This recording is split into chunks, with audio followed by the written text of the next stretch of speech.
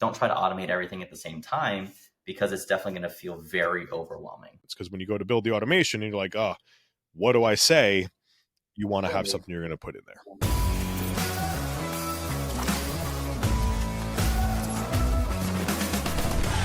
Welcome back to Beyond the Pump, where we're going to break down the business of fitness and nutrition. And today we're going to dive a little bit deeper into our automation chat.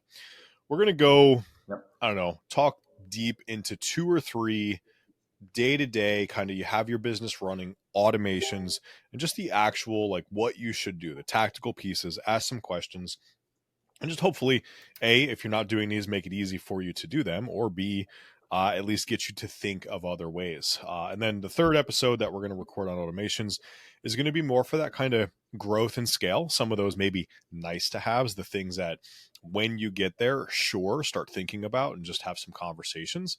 But today we're going to do the things that, hey, you have 5 clients or so, you should start putting some basic things in place just to make your life a little bit easier. More importantly, guarantee they happen and save yourself some time. So strap in, buckle up, and we're going to have some fun today. Now, before we get actually into the meat and potatoes again, make sure you smash that subscribe button. It's really important, guys, that if you're looking for this information and you know people that are also looking for it, please share this. It makes such a big difference. And it helps us understand, again, what you guys are looking for, what you're finding valuable.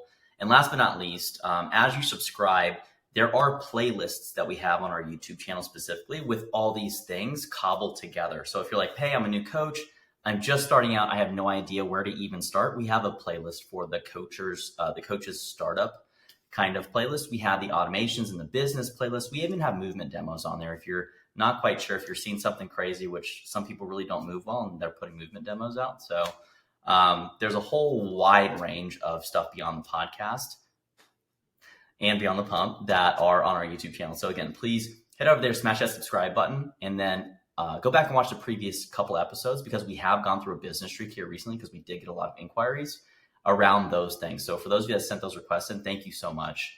It really does make a big difference. So without further ado, part two. So automation number 1 that I'm going to say you should do is ensuring people that you've spoken to and you've set up a call, a sales call with, actually show up to that call. We've talked about it. We had Nick on recently. We talked about sales, and we've obviously talked about CRMs, and we've done a lot of conversations around the idea. But spending all that time marketing, creating the audience, creating that engagement, having those conversations, and then getting somebody to just no-show you, well, that kind of sucks. The thing that I'll say is 100% show rate. It's not realistic. Some people out there are going to appease you and just say, yeah, I'll do this time. And they never have any intention of showing up. So when we think about that, our goal is to increase it as best as we can. 70 to 80% is probably going to be, wow, that's good. Like, that's where we really, truly want to be. 100% over time is unrealistic. You might hit a streak and 10 out of 10 show up, but we're not trying to get to 100%. We're trying to increase it as high as it really can be, knowing there's just a certain subset of population that they're just not going to show no matter what you do. Now, the other thing before we jump into this is you should have permission to contact somebody. I'm going to not be super specific there, but the general guidance on that is if you're going to be sending somebody communications, you should have permission to do so. So take that as you wish. But if you're thinking, I'm going to run paid ads and then I'm going to try to get people to show up to calls, just the example would be, make sure they're opting in to potentially receive a text from you if that's the way you're going to go. And I would suggest you send text messages if you can and if you have the know-how, but just make sure you have that permission, because there are laws and things like that around certain types of communication, automation, things like that. So just that quick little warning. I've seen people get in trouble. But first things first, we want people to show up, and we want more people to show up to this call. Well, a favorite game that I love to play, and this is, Andrew, you actually taught me this. I forget the name of it, but you go through the idea where, well, if I didn't want them to show up, what would I do? Well, we would probably send nothing. Okay. Should I send them text messages? Absolutely not. Should I send them emails? Of course not. Should I send them a reminder with the link in it? No. Why would I do that? Should I send them a DM with some information on there? Of course not. Should I send them an email with information about me, my services, and all these things so they get a little bit, they know a little bit more about what we do before the call? No.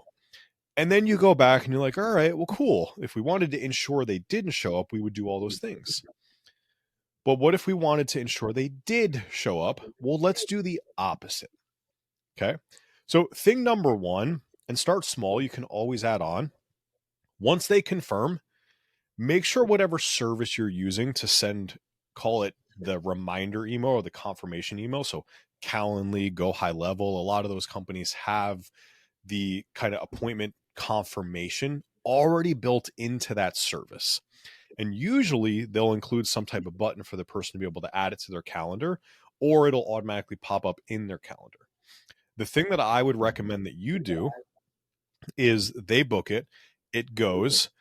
I would actually grab their email address and literally book an appointment on your calendar with their email as the invited email address.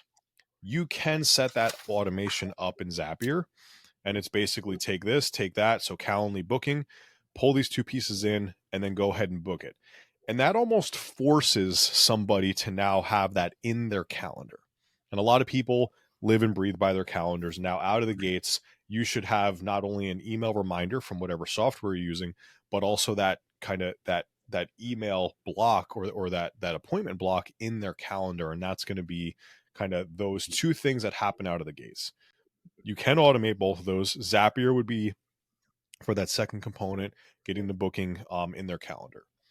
Now, above and beyond that, and there has to be some time and you have to think through the timing, but you want to then send them an email of, hey, welcome. I'm excited to spend some time with you, learn about you.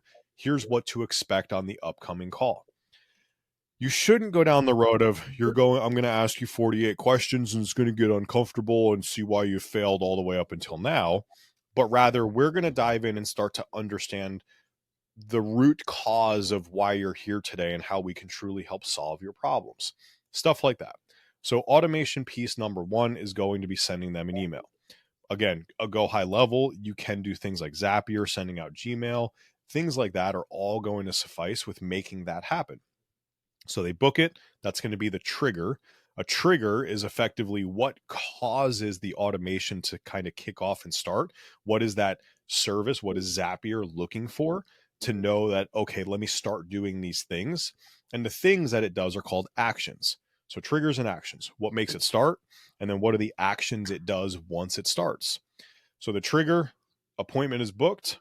Action, send that email. We now want them to go ahead and get to know us a little bit more, give them some semblance of expectations, and don't go over the top. I'm super excited to see you and it's going to be amazing. And like, no, you don't really know them yet. You might not get along. Like, here's the thing. You want to be your personality, but also give them the right expectations of what to expect, which is ultimately to uncover the best way to help them solve their problem.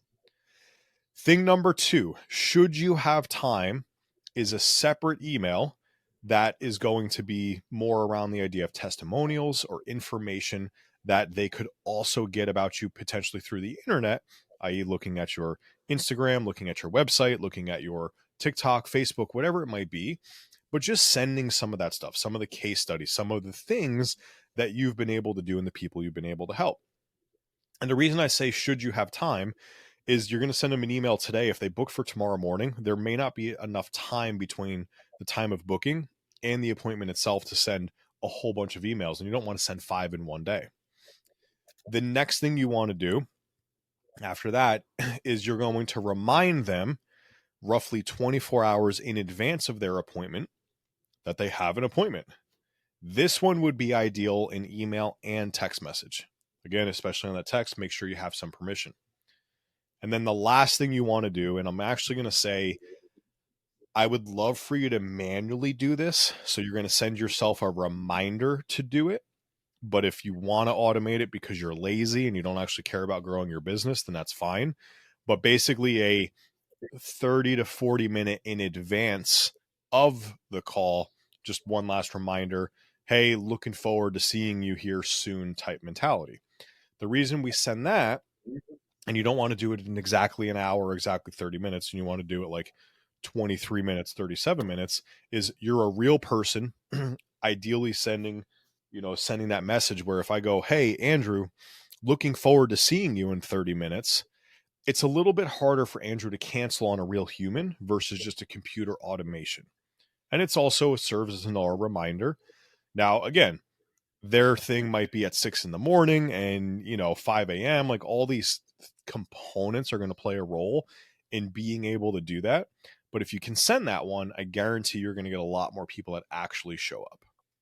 That would be my like base level big thing, number one, of the stuff I would do.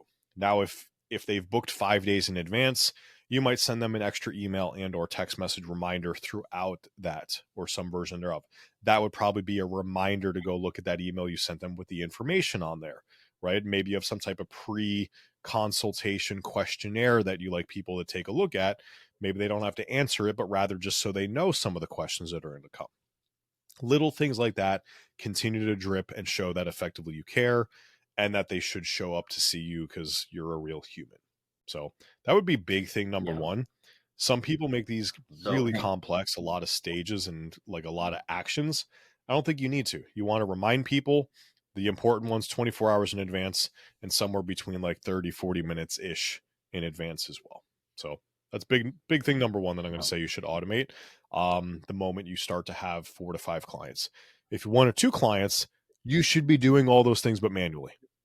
So it doesn't mean you don't yeah, do it. It just yeah, means maybe you're doing it manually and starting to get the hang of it and the wording and all those components. Because when you go to build the automation and you're like, oh, what do I say? You want to have something you're going to put in there. yeah. So, obviously in today's episode, we're talking about the how-to of the automations. In the last episode, if you haven't watched that, go back and watch that. Otherwise, this is not going to make sense. Obviously, the assumption is that if you're consuming this in this episode and you're trying to figure this out, you're drowning in administrative work. You're drowning in boring, mundane tasks. And what Steve is sharing are the things that we know most coaches, these are the little things that will cause you to leave hundreds of dollars, if not thousands of dollars on the table. You'll forget to do a reminder email. You'll forget to send someone a welcome packet.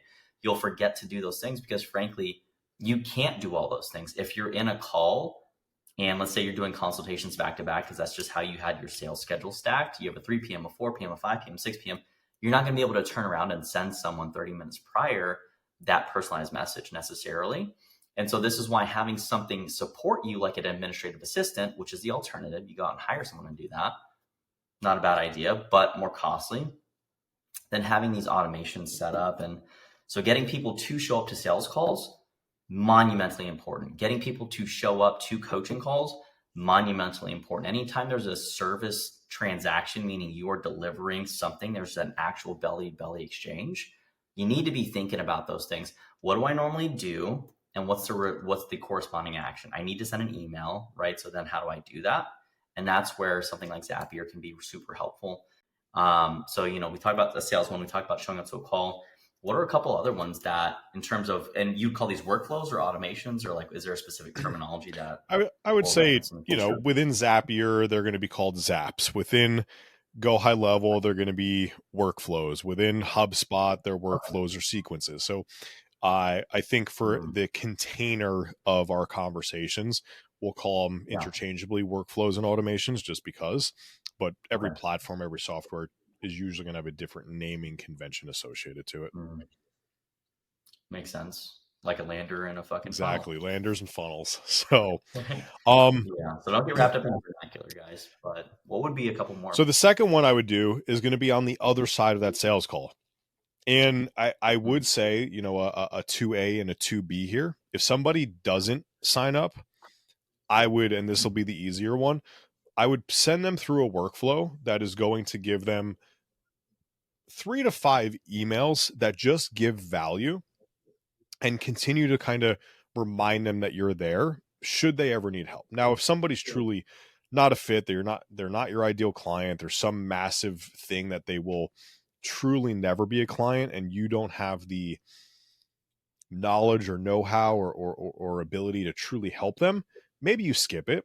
But Mhm. And a good example is you're really good at training people for like shows, IFBB pro shows and all these things, but somebody who's, pregnant with triplets shows up and says that they have some type of, metabolic disease and all these things, is like, well, it's probably not in your wheelhouse.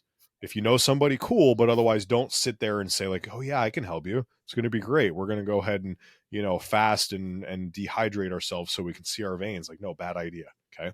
So, and that's just truly setting a really big example. But if you can help on any level, there's no harm in sending them 5 emails or more once a week for the next 5 weeks and just give them some information. Hey, was thinking about you, just wanted to go ahead and send you this thing over. Here's a thing that has helped a lot of people. I wouldn't sit there and go down the road of, oh, buy this and here's a discount and all that stuff, but just, I'm here. Here's something helpful. On the other side of this, if they do sign up, you now want to send them very specific things, right? So if they don't sign up, send them some value. Remind them you're there.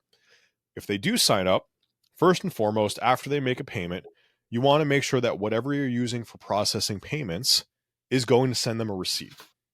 That way they know and they've confirmed that that payment has been made. If it doesn't automatically send them a receipt, then your first email to them should be some form of acknowledgement that they've paid and they're enrolled in your program. That's the first thing.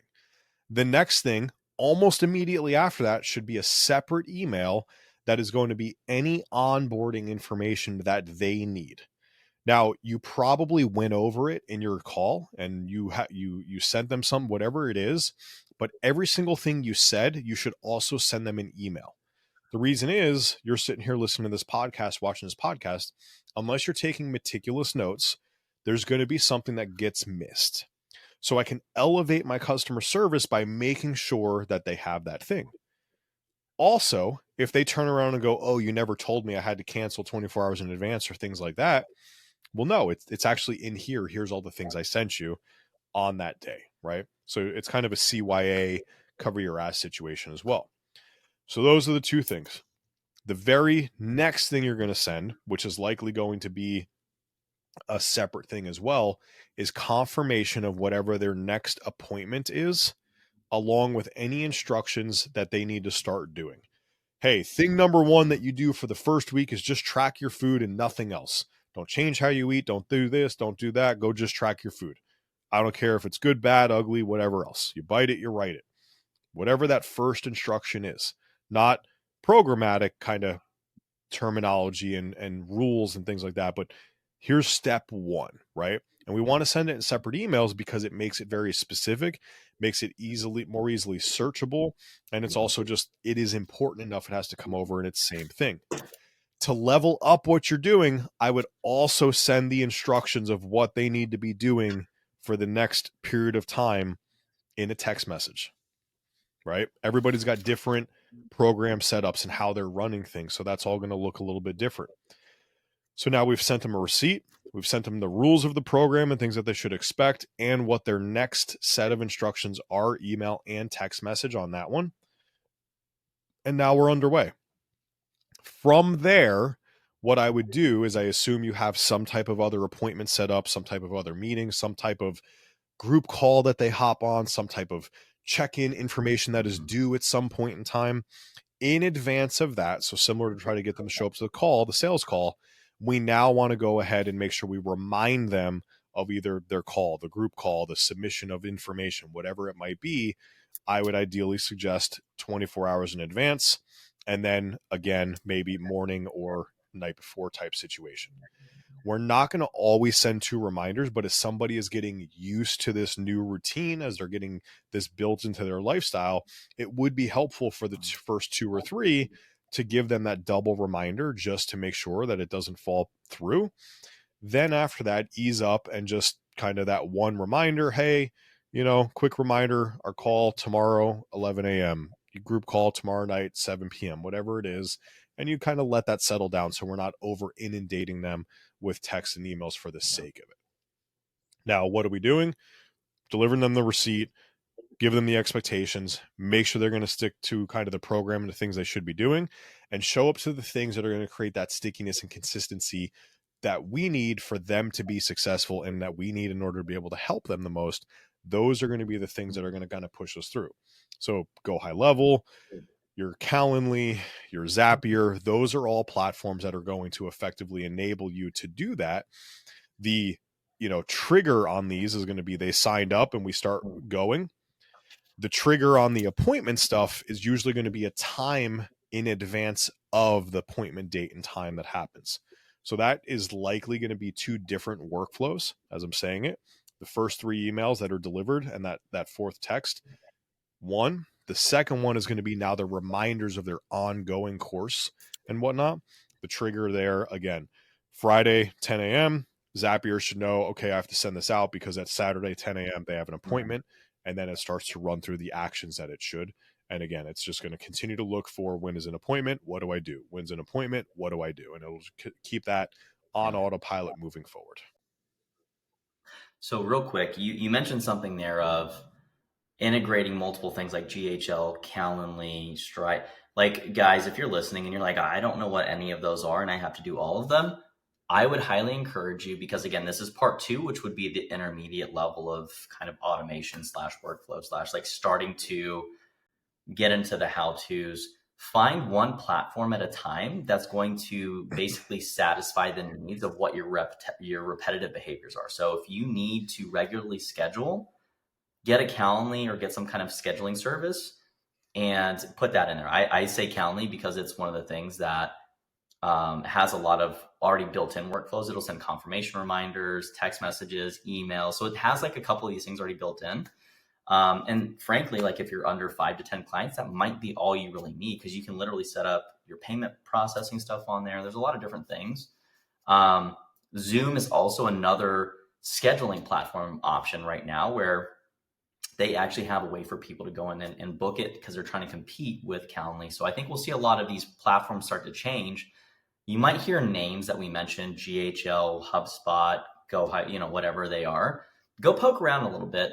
But by and large, think about what you're doing most, automate that. If it's pretty low level, low bandwidth, low cognitive demand, automate that first, and then move on to the next thing. Don't try to automate everything at the same time, because it's definitely going to feel very overwhelming for most people. Yeah, 100%.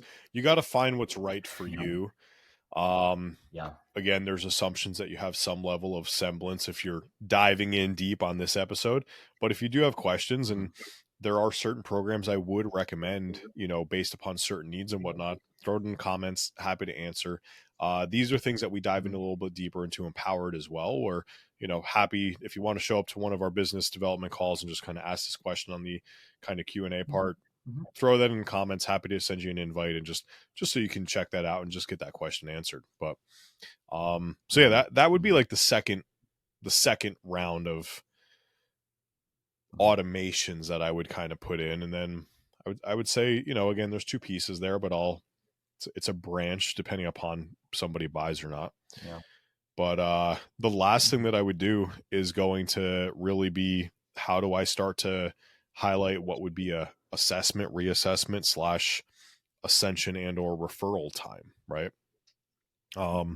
Everybody's program is going to be a little bit different.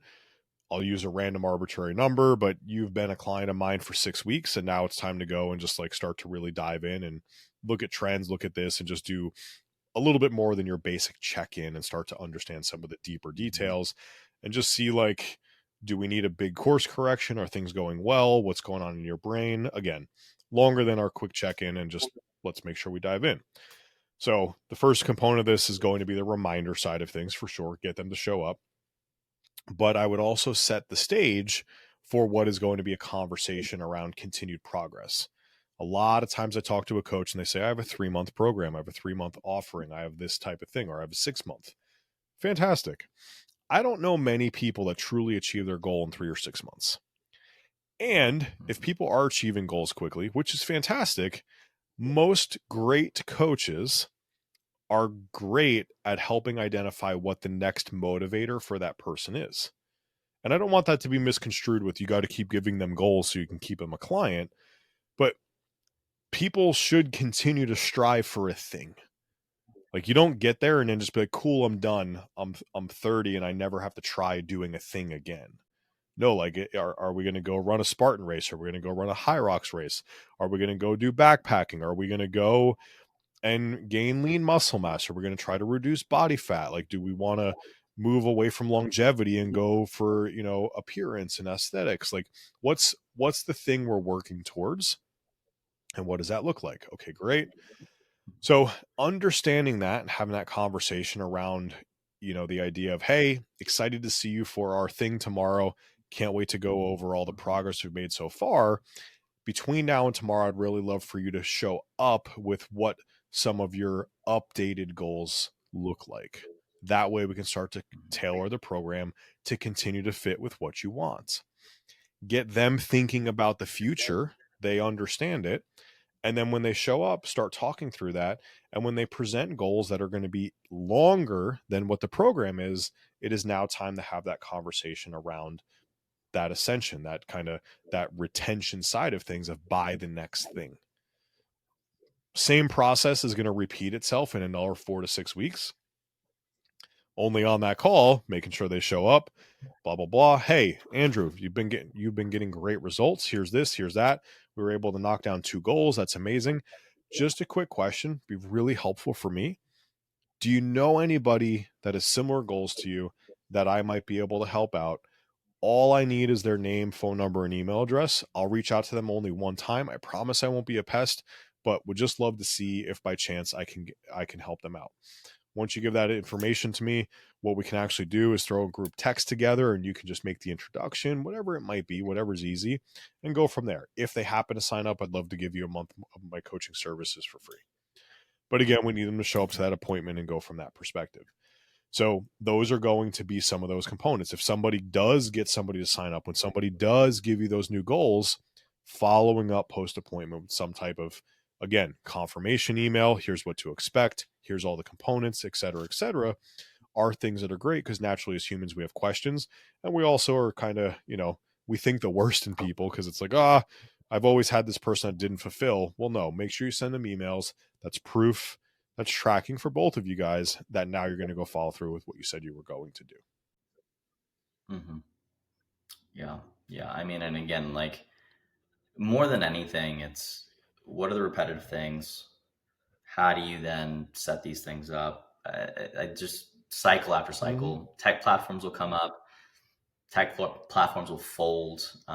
So you just want to make sure that prior to getting into the automations, you understand what those processes are. If you come out of the gate and you are one of those few people, and I say few, that jumps straight into automations, does them well, and now all of a sudden you never took the time to understand the manual output that was required, it's going to be really hard for you to articulate that process to someone, which makes your business growth potentially really shaky when you start trying to hire people.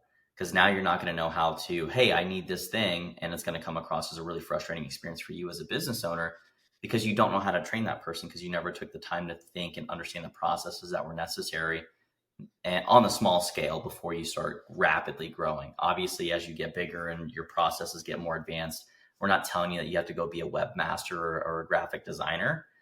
That's not exactly the best use of your time. For the most part, if you're like anyone else, obviously there are exceptions, but you got to take the time to understand this stuff and reflect the same way that your clients are. How is this helping me move forward in my business? And the same thing that Doge is kind of finding right now, whether you agree with how they're going about it or not, really irrelevant. They just found, how many thousands of individuals still collecting Social Security after they literally, hit their centenarian age span. So there can be waste in automations, is what I'm saying. You can have too much, you can have not enough. And in fact, Steve, didn't you say something recently that you found a company that you heard about that had almost 400 automations, and it was like a rat nest of finding out where something was broken. And so being organized and knowing what you're doing and knowing what you're building and having clear line of sight around that, and having a review process is so important. Otherwise, it turns into a really, really big mess that you're going to have to disentangle. God forbid if there are multiple 7 figures on the line for that. Yeah. Don't over engineer the automations. Do what you're doing the most of, and also do the things that you have to guarantee get done, right? Referrals, retention, ascension stuff, you should guarantee those things get done. When somebody signs up, you should guarantee they know what to expect. When somebody books an appointment, you should guarantee that they get reminders. Those only help make sure they show up, but also give a good customer experience. Those are also things that you have to do a lot, and it just saves you time. So when you can find things like that, fantastic. If you had to spend one time doing a thing, it's probably not the most ideal, like, problem solving time spent in your business by turning this thing into automations. Like, it happens once a month right now. Sure, it might be important, but I guarantee you there's things that happen once a week or once a day that you could go and automate instead. Yeah. Outside of getting paid, obviously, if you bill monthly. Sure. Sure. That should be automated. I can tell. I mean, everything else, I mean, you know, and it's not as complex as and by the way, if you are feeling intimidated right now, which I know I was the first time I opened up Zapier, I was like, what the fuck is this? You can do what with do this and you know, one place to, I think, start from the coaching perspective is automating your coach notes. So what you can do is you go into Zapier, you have it set to, you know, register a Zoom call as complete. That would be the trigger. Then the action would be pull a transcription or pull the recording, put it into Google Drive would be the trigger action. Another subsequent action, because they go multiple levels sometimes, is then to pull a transcript out, right? That would be an action, and put it into GPT for a summary. And then you can take that and put it into a meetings doc somewhere.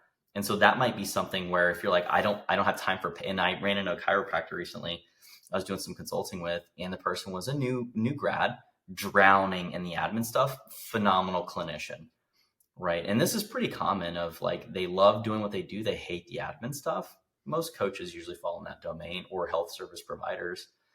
So then automating your notes and remembering what you did in a day where you're seeing like 8 people back to back, or you have 9 coaching calls and you don't even have time to eat lunch.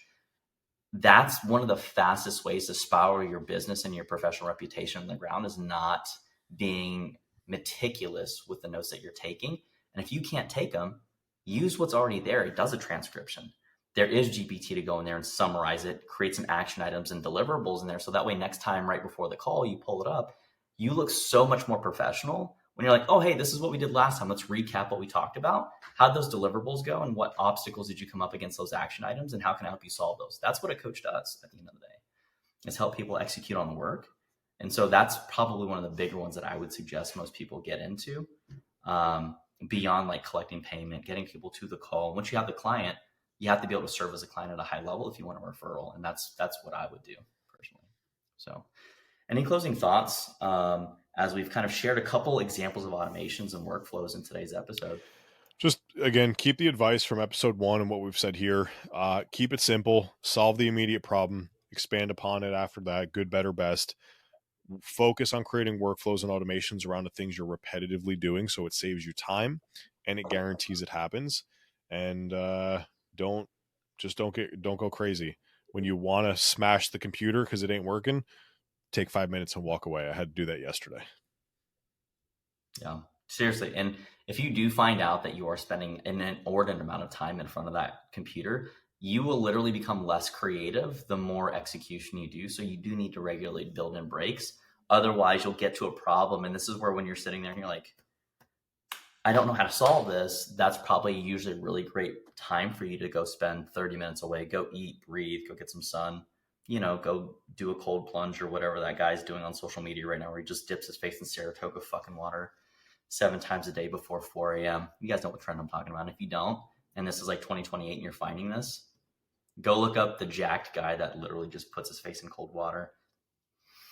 But anyways, yeah. So I think that's pretty much it for today. Anything? That's it. We appreciate you listening to Beyond the Pump today. If you haven't subscribed yet, go do so. Like the episode, throw some comments down there. And we look forward to breaking down the business of fitness and nutrition with you next time.